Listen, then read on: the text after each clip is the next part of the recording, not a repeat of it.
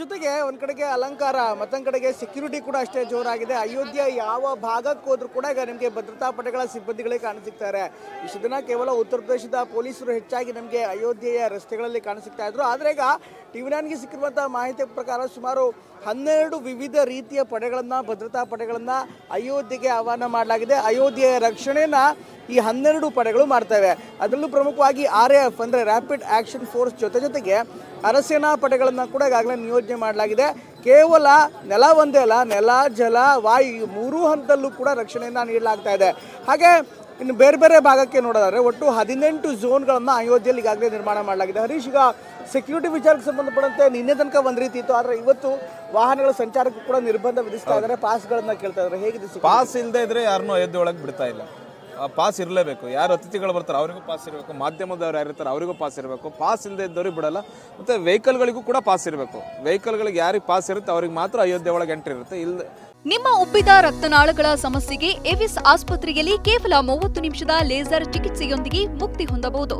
ಹೆಚ್ಚಿನ ವಿವರಗಳಿಗಾಗಿ ಸಂಪರ್ಕಿಸಿ 8088837300.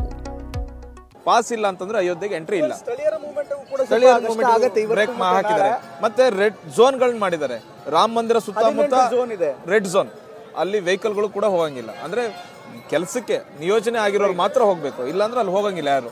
ಮತ್ತೆ ಎಲ್ಲೋ ಝೋನ್, ನಾವೀಗ ನಿಂತಿರತಕ್ಕಂಥದ್ದು ಎಲ್ಲ ಎಲ್ಲೋ ಝೋನ್. ಓಕೆ, ಇದ್ರ ಜೊತೆಗೆ ನಾಳೆ ಮಧ್ಯಾಹ್ನ 12 ಇನ್ಫ್ಯಾಕ್ಟ್ 2:30 ತನಕ ಓಡಾಟಕ್ಕೂ ಕೂಡ ಸ್ಥಳೀಯರ ಓಡಾಟಕ್ಕೂ ಕೂಡ ನಿರ್ಬಂಧ ವಿಧಿಸಲಾಗಿದೆ. ಹಾಗಾದ್ರೆ ಅಯೋಧ್ಯೆ ಸೆಕ್ಯೂರಿಟಿ ಹೇಗಿದೆ ಅನ್ನೋದನ್ನ ನಿಮಗೆ ತೋರಿಸ್ತೀವಿ ನೋಡಿ. ಜನವರಿ 22 ಇನ್ನೇನು ಒಂದೇ ದಿನ ಬಾಕಿ ಇದೆ. ಈಗಾಗಲೇ ಅಯೋಧ್ಯೆಯಲ್ಲಿ ಸೆಕ್ಯೂರಿಟಿ ತುಂಬ ಹೆಚ್ಚಾಗಿದೆ. ಈಗಾಗಲೇ ನೋಡ್ಬೋದು ನನ್ನ ಹಿಂಭಾಗದಲ್ಲಿ ರ್ಯಾಪಿಡ್ ಆ್ಯಕ್ಷನ್ ಫೋರ್ಸ್, ಕೇವಲ ಉತ್ತರ ಪ್ರದೇಶದ ಪೊಲೀಸರಷ್ಟೇ ಅಲ್ಲ, ರ್ಯಾಪಿಡ್ ಆ್ಯಕ್ಷನ್ ಫೋರ್ಸ್ನವರು ಕೂಡ ಈಗಾಗಲೇ ಪೊಸಿಷನ್ಸ್ಗಳನ್ನು ತೆಗೆದುಕೊಂಡಿದ್ದಾರೆ. ಅಯೋಧ್ಯೆಯ ಪ್ರಮುಖ ಸರ್ಕಲ್ಗಳಿರ್ಬೋದು ಅಥವಾ ರಾಮಪಥ ಧರ್ಮಪಥದಂಥ ಪ್ರಮುಖ ರಸ್ತೆಗಳಿರ್ಬೋದು, ಹಾಗೆ VVIP ಏರಿಯಾಗಳಿರ್ಬೋದು, ಈ ಎಲ್ಲ ಭಾಗದಲ್ಲೂ ಕೂಡ ಈಗಾಗಲೇ ಬಿಗಿಯಾದಂಥ ಬಂದೋಬಸ್ತನ್ನು ಮಾಡಲಾಗ್ತಾ ಇದೆ. ಕಮಾಂಡೋ ಪಡೆಗಳ ಜೊತೆಗೆ ರ್ಯಾಪಿಡ್ ಆ್ಯಕ್ಷನ್ ಫೋರ್ಸ್ನ ಪಡೆಯನ್ನು ಕೂಡ ಈಗಾಗಲೇ ಕಣಕ್ಕೆ ಇಳಿಸಲಾಗಿದೆ. ಈ ಹಿನ್ನೆಲೆಯಲ್ಲಿ ಯಾರ್ಯಾರು ಅನುಮಾನಾಸ್ಪದ ವ್ಯಕ್ತಿಗಳು ಕಂಡುಬರ್ತಾರೆ ಅವ್ರ ವಿರುದ್ಧ ಈ ಒಂದು ಪಡೆ ಕಣ್ಣಿಟ್ಟಿರುತ್ತೆ, ನಿಗಾ ವಹಿಸಿರುತ್ತೆ. ನೋಡ್ಬೋದು, ನಿರಂತರವಾಗಿ ನಿನ್ನೆ ತನಕ ಕೇವಲ ಉತ್ತರ ಪ್ರದೇಶ ಪೊಲೀಸರು ಮಾತ್ರ ಈ ಒಂದು ಭಾಗದಲ್ಲಿ ಹೆಚ್ಚಿನ ಭದ್ರತೆಯನ್ನು ನೀಡ್ತಾ ಇದ್ರು. ಆದರೆ ಈಗ ರ್ಯಾಪಿಡ್ ಆ್ಯಕ್ಷನ್ ಫೋರ್ಸ್ ಅವರು ಕೂಡ ಬಂದಿದ್ದಾರೆ. ಜೊತೆಗೆ ಎಲ್ಲಾದರೂ ಕೂಡ ಒಂದು ಸಣ್ಣ ಅಹಿತಕರ ಘಟನೆಗಳು ಕಂಡುಬಂದರೂ ಕೂಡ ಅದನ್ನು ಚದುರಿಸುವಂಥ ಕೆಲಸ, ಅಂದರೆ ಆ ಭಾಗದಲ್ಲಿ ಗುಂಪೇನಾದ್ರು ಸೇರಿದ್ರೆ ಅದನ್ನು ಚದುರಿಸುವಂಥ ಕೆಲಸ, ಇಂಥ ಘಟನೆಗಳು ಮತ್ತೆ ಆಗದಿದ್ದಂತೆ ನೋಡ್ಕೊಳ್ಳೋದಕ್ಕೆ ಬೇಕಾದಂಥ ಸೂಕ್ತ ಕ್ರಮಗಳನ್ನು ಕೈಗೊಳ್ಳೋದಕ್ಕೂ ಕೂಡ ಇದೇ ರೀತಿಯಂಥ ಹೆಚ್ಚಿನ ಪಡೆಗಳನ್ನು ನಿಯೋಜಿಸಲಾಗಿದೆ. ಈಗ ಟಿವಿ9ಗೆ ಸಿಕ್ಕಿರುವಂಥ ಮಾಹಿತಿಯ ಪ್ರಕಾರ ಒಟ್ಟು ಅಯೋಧ್ಯೆಯಲ್ಲಿ 12 ವಿವಿಧ ರೀತಿಯ ಪಡೆಗಳನ್ನು, ರಕ್ಷಣಾ ಪಡೆಗಳನ್ನು ಈಗಾಗಲೇ ನಿಯೋಜನೆ ಮಾಡಲಾಗಿದೆ. ಅದು ಅರೆ ಸೈನಿಕ ಪಡೆ ಸೇರಿದಂತೆ ಈ ರೀತಿ 12 ಪಡೆಗಳಿದೆ. ಇದರ ಜೊತೆ ನೋಡ್ಬೋದು ಈಗಾಗಲೇ RAF ಸೇರಿದಂತೆ ಸುಮಾರು 25,000 ಭದ್ರತಾ ಸಿಬ್ಬಂದಿಗಳನ್ನು ನಿಯೋಜನೆ ಮಾಡಲಾಗಿದೆ. ಸುಮಾರು 12 ಪ್ರಮುಖ ಸರ್ಕಲ್ಗಳನ್ನು ಈಗಾಗಲೇ ಗುರುತಿಸಲಾಗಿದ್ದು, ಇದರ ಜೊತೆಗೆ ವಿವಿಧ ಝೋನ್ಗಳನ್ನು ಮಾಡಲಿದೆ. 18 ವಿವಿಧ ಝೋನ್ಗಳನ್ನು ಈಗಾಗಲೇ ಗುರುತಿಸಲಾಗಿದ್ದು, VVIP ಸೇರಿದಂತೆ ಬೇರೆ ಬೇರೆ ಭಾಗದಲ್ಲೂ ಕೂಡ ಈ ಝೋನ್ಗಳಿಗೆ ಅನುಗುಣವಾಗಿ ಭದ್ರತೆಯನ್ನು ನೀಡಲಾಗ್ತಾ ಇದೆ ಅನ್ನುವಂಥ ಮಾಹಿತಿ ಕೂಡ ಲಭ್ಯವಾಗ್ತಾ ಇದೆ. ಜೊತೆಗೆ ನೋಡ್ಬೋದು, ಸ್ಥಳೀಯರು ಹೆಚ್ಚಿನ ಸಂಖ್ಯೆಯಲ್ಲಿ ಈಗ ಓಡಾಟ ನಡೆಸ್ತಾ ಇದ್ದಾರೆ.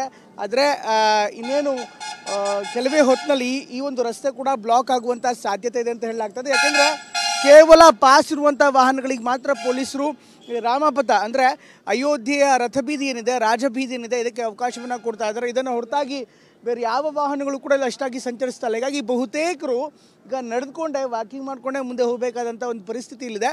ಸಂಪೂರ್ಣವಾದಂಥ ಭದ್ರತೆಯನ್ನು ಈಗಾಗಲೇ ನೀಡಲಾಗಿದೆ. ಇದ್ರ ಜೊತೆಗೆ ಮುಂದಿನ ಹಂತದಲ್ಲಿ ಅಂದರೆ ಜನವರಿ 22ರಂದು ಸಂಪೂರ್ಣ ಬಂದನ್ನು ಘೋಷಣೆ ಮಾಡಲಾಗಿದ್ದು. ಇನ್ ದ ಸೆನ್ಸ್ ಯಾವುದೇ ರೀತಿಯಾದಂಥ ಓಡಾಟಕ್ಕಾಗಲಿ ಸಂಚಾರಕ್ಕಾಗಲಿ ಸ್ಥಳೀಯರಿಗೂ ಕೂಡ ಅವಕಾಶ ಕೊಡ್ತಾ ಇಲ್ಲ. ನಾಳೆ ಮಧ್ಯಾಹ್ನ 2:30 ತನಕ ಯಾವುದೇ ಓಡಾಟಕ್ಕೆ ನಿರ್ಬಂಧವನ್ನು ವಿಧಿಸಲಾಗಿದೆ. ಹೀಗಾಗಿ ಈ ಒಂದು ಕಾರಣದಿಂದ ಅಂದರೆ ನಾಳೆ ಅತ್ಯಂತ ಮಹತ್ವದ ದಿನ ಆಗಿರುವಂಥ ಹಿನ್ನೆಲೆಯಲ್ಲಿ ಇಡೀ ಅಯೋಧ್ಯೆಯ ಭದ್ರತೆ ಈಗ ಇನ್ನಷ್ಟು ಹೆಚ್ಚಳವಾಗಿದೆ, ಮತ್ತಷ್ಟು ಹೆಚ್ಚಳವಾಗುವಂಥ ಸಾಧ್ಯತೆ ಇದೆ. ಈಗ ಅಯೋಧ್ಯೆಯ ಸುತ್ತ ಸರ್ಪಗಾವಲನ್ನು ಹಾಕಲಾಗಿದೆ. ಕ್ಯಾಮ್ರಾಮನ್ ನರೇಶ್ ಜೊತೆ ಪ್ರಮೋದ್, ಟಿವಿ9 ಅಯೋಧ್ಯೆ.